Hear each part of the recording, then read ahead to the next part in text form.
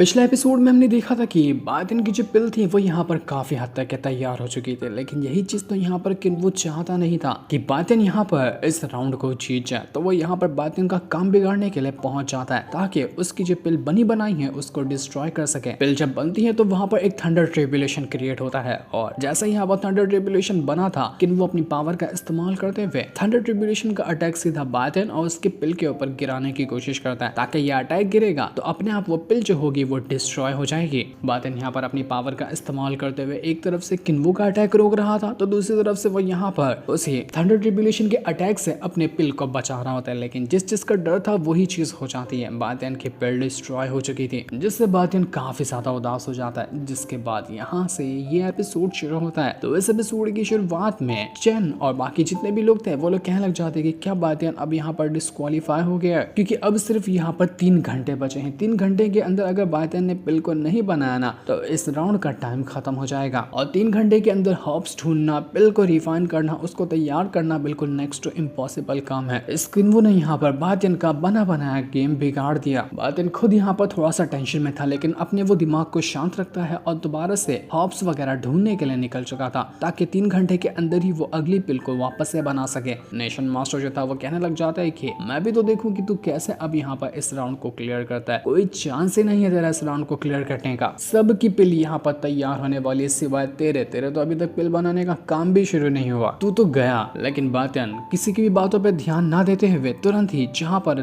उसको हर्ब्स वगैरह लगते वो तुरंत ही अपनी पावर का इस्तेमाल करते हुए वहां पहुंच जाता और उन हर्ब्स को कलेक्ट करने लग जाता। उसको जल्द से जल्द सारे हर्ब्स कलेक्ट करने होंगे और बातिन यहाँ पर रुकता नहीं, जल्दी जल्दी वो अपने हर्ब्स को कलेक्ट करना शुरू कर देता है। बाकी के जितने भी लोग थे वो यहाँ पर अपना अपना राउंड क्लियर करके जा चुके थे, सिर्फ बचा हुआ था बातिन। बाकियों की पिल तैयार हो चुकी थी और सब यहाँ पर देखने लग जाते हैं कि बातिन यहाँ पर ये राउंड क्लियर कर पाता है या नहीं पाता। थोड़े बहुत हर्ब्स ढूंढने के बाद वो पूरे के पूरे हर्ब्स तो नहीं हुए थे, लेकिन बातिन कहता है कि टाइम नहीं है, मुझे इतने में ही पिल को तैयार करना होगा। तो जितने उसको हर्ब्स मिले थे उसी में वो यहाँ पर फर्नेस के अंदर डालकर पिल बनाने का प्रोसेस शुरू कर देता है। वो यहाँ पर अपनी और ज्यादा पावर का इस्तेमाल कर रहा था ताकि जितने भी उसको हर्ब्स मिले हैं उनकी पावर इंक्रीज हो जाए और उसके बाद वो अच्छी तरह से पिल को रिफाइन कर पाएगा। बातिन के जो भी दोस्त वगैरह थे वो यहाँ पर उसको मोटिवेट करने में लगे हुए थे कि बातिन तुम कर सकते हो, हमें तुम्हारे ऊपर उम्मीद है कि तुम ये काम करके दिखाओगे और इस राउंड को फर्स्ट रैंक से जीतोगे। बातिन अपनी पावर का इस्तेमाल करते हुए एक बहुत ही स्ट्रॉन्ग फॉर्मेशन क्रिएट कर लेता है और उस फॉर्मेशन के अंदर से वो यहाँ पर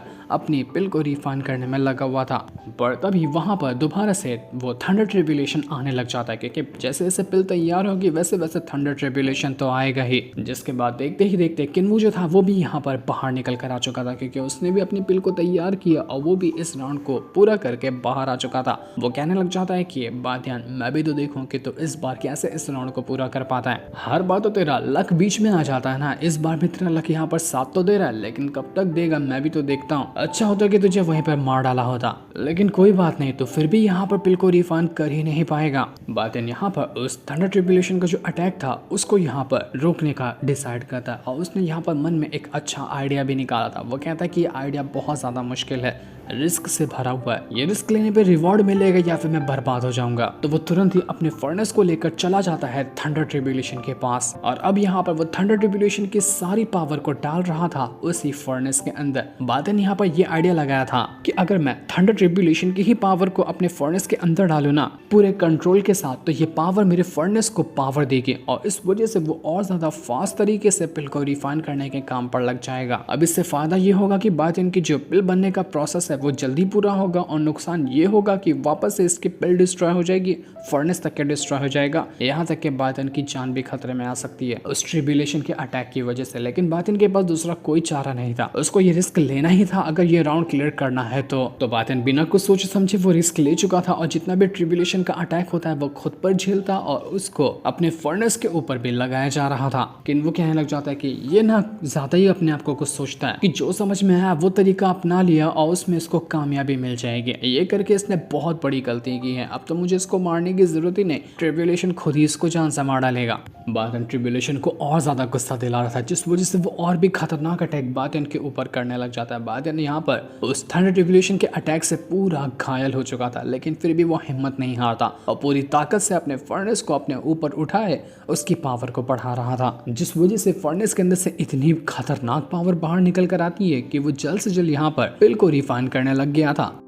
समय निकला जा रहा होता है, 1 घंटे से भी कम का टाइम बचा हुआ था। तो बातिन यहाँ पर तुरंत ही जितनी पावर उसको ट्रिब्यूलेशन की चाहिए थी, जैसे ही फर्नेस को उतनी पावर मिल जाती है, बातिन एक स्वॉर्ड फॉर्मेशन क्रिएट कर लेता है और उसके अंदर उसने अपने फर्नेस को डाल दिया था ताकि अब यहाँ पर और भी थंडर ट्रिब्यूलेशन का अटैक लगकर फर्नेस को डिस्ट्रॉय ना कर दे।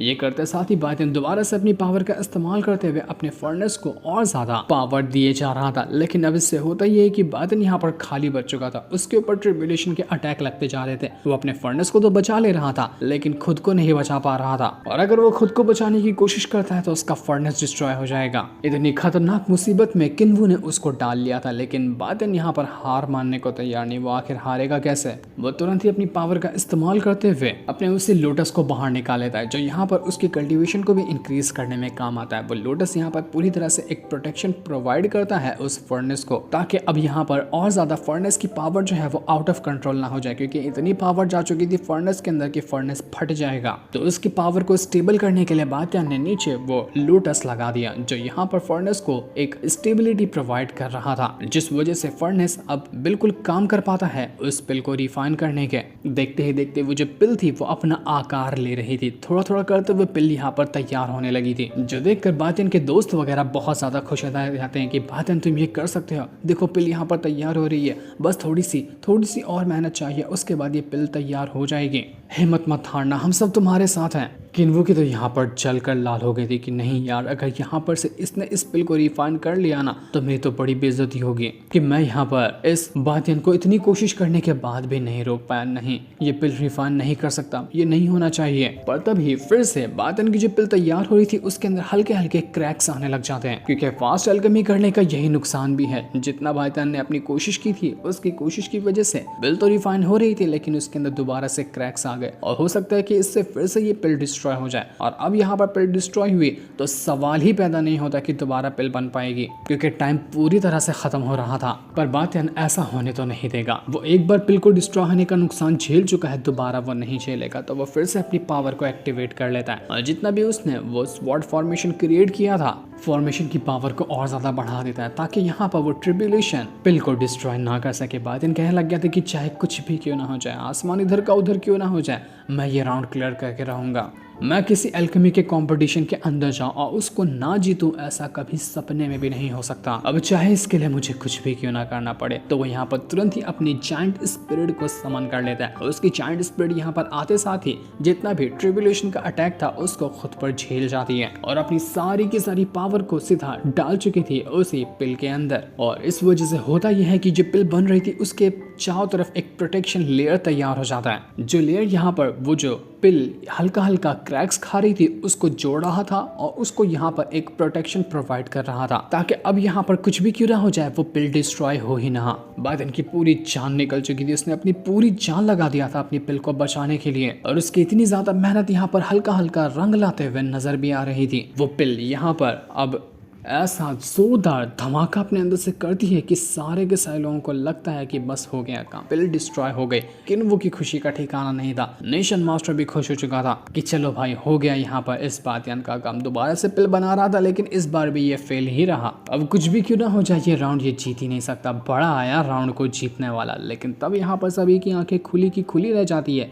जब वो लोग देखते हैं कि बातिन की पिल डिस्ट्रॉय नहीं हुई, उसकी पिल तैयार हो चुकी थी। वो भी ऐसी पिल की जिसके सामने जितने भी लोगों ने अपनी पिल को बनाया है वो आस पास भी ना हो। इतनी स्ट्रॉन्ग और इतनी कमाल की पिल को बातिन ने रिफाइन किया था जिसकी कोई हद नहीं थी। सबका मुंह खुला का खुला रह जाता, किसी को अपनी आंखों पे यकीन ही नहीं हो रहा था कि ये नहीं हो सकता। ये कैसे करके दिखाया इस बातिन ने, ये इतने कम टाइम के अंदर इतनी ज्यादा पावरफुल पिल को कैसे बना सकता है। नहीं, कुछ चीटिंग हुई है यहाँ पर, ऐसा नहीं हो सकता। किन्वू का तो दिमाग ही आउट हो गया था। इसके बाद बातिन भी यहाँ पर अपनी पिल को लेकर बाहर आ जाता है। बिल्कुल मेन टाइम पर आता है, कुछ मिनट्स पहले वो अपना राउंड कंप्लीट किया था। एकदम गुस्से वाली नजरों से वो किन्वू को देखता है कि किन्वू की यहाँ पर लग रहा था कि पतलून ही गीली हो गई, कि बेटा बहुत उछल लिया, मेरी जब बारी आएगी ना तो उछलने का मौका ही नहीं दूंगा। किन्वू समझ चुका था कि भारी मिस्टेक हो गया, ये बातिन अब उसका पीछा नहीं छोड़ेगा। जो आज उसने यहाँ पर बातिन के साथ हरकत की है उसके लिए। इसके बाद वो जो एल्डर थे वो यहाँ पर कहते हैं कि मैं रिजल्ट को अनाउंस कर रहा हूँ कि कौन यहाँ पर इस राउंड को क्लियर किया है, कौन जाता है फाइनल में और इस राउंड में भी नंबर 1 पोजीशन पे कौन आया है। तो इसके बाद वो जो एल्डर थे वो यहाँ पर रैंकिंग को बाहर निकालते हैं और जैसा कि सभी ने सोचा था वही होता है। बातें कि इस बार भी रैंकिंग जो थी नंबर 1 पे थी। बातें ने इस राउंड को भी नंबर 1 पोजीशन पे आकर क्लियर किया, जबकि एक नहीं उसने 2 बार पिल को बनाया और तब भी उसकी पिल ऐसी थी कि उसके जितनी पावरफुल पिल किसी की भी नहीं थी। सभी लोग यहाँ पर बातें की तारीफों के पुल बांधने लग जाते कि बातें जैसा कमाल का बंदा तो ना कभी कोई था और ना ही शायद कभी कोई होगा। उसने जो आज यहाँ पर कारनामा किया है देखते ही बनता है। मजा ही आ गया बातें की इस पावर को देखकर। उससे कमाल का अल्केमिस्ट यहाँ पर कोई हो ही नहीं सकता। जो यहाँ पर आज बातें ने करके दिखाया है, ऐसी चीज हमने इससे पहले कभी भी नहीं देखा था।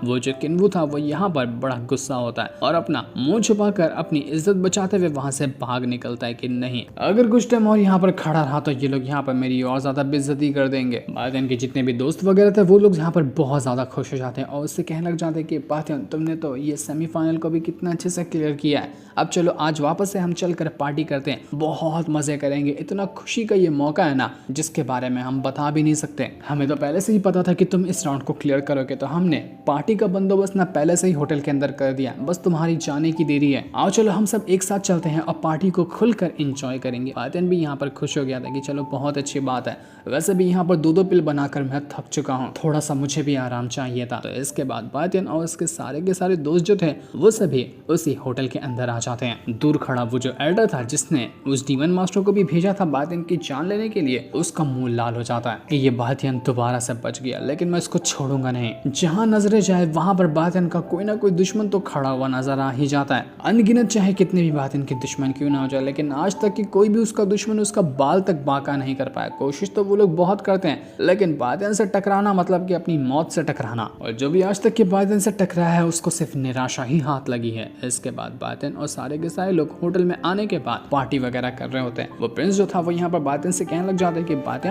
तुम्हें कॉन्ग्रेचुलेशन, तुम्हारे साथ और भी बाकी लोगों को भी कॉन्ग्रेचुलेशन जो सभी यहाँ पर फाइनल्स में एंटर कर चुके हैं। ये एक बहुत ही ज्यादा खुशी का मौका है जिसे आज हम यहाँ पर खुलकर सेलिब्रेट करेंगे। बाकी लोग जो थे वो लोग यहाँ पर अभी भी बात इनकी तारीफ कर रहे थे।